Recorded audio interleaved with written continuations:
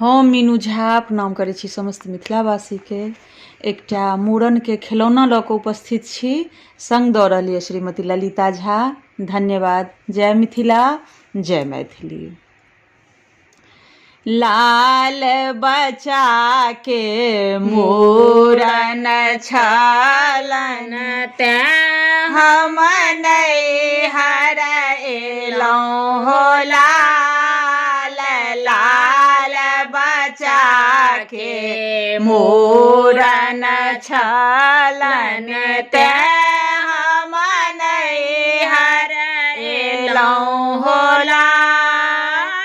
सोना के जेकारा माथा रूपा के कर पैरी हो। लाल रूपा के कर पैरी हो। लाल खासा मलमल के आंगा टोपी 64 लागल फुदनिया हो। लाल 64 लागल फुदनिया हो। सोना के खराम चढ़ी भैया पूछथिन की बहिन मोर अनली हो। की बहिन मोर अनली हो।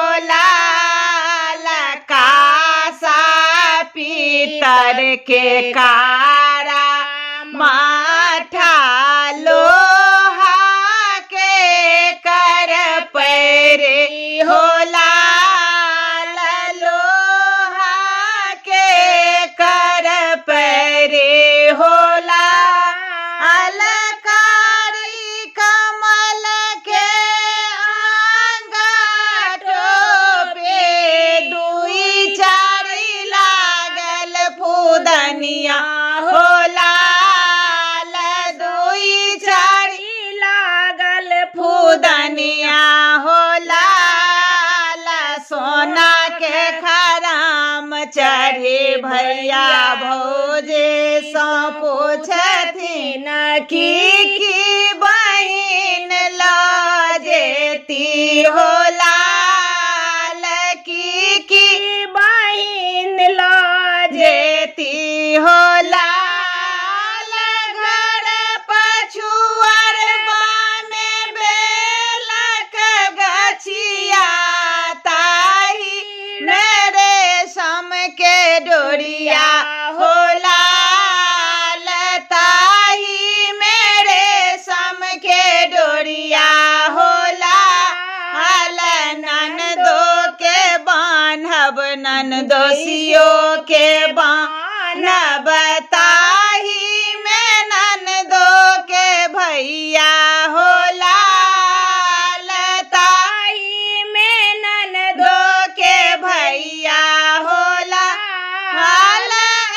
की के बेरिया छोड़ी दा है भौजो अब नहीं नैहर एबै हो। अब नहीं नैहर एबै हो। 16 एलहुँ 50 नहीं पुरलै मूड़ो में भ गेलै हैने हो। मूड़ो में भ गेलै हैने हो। लाल बच्चा के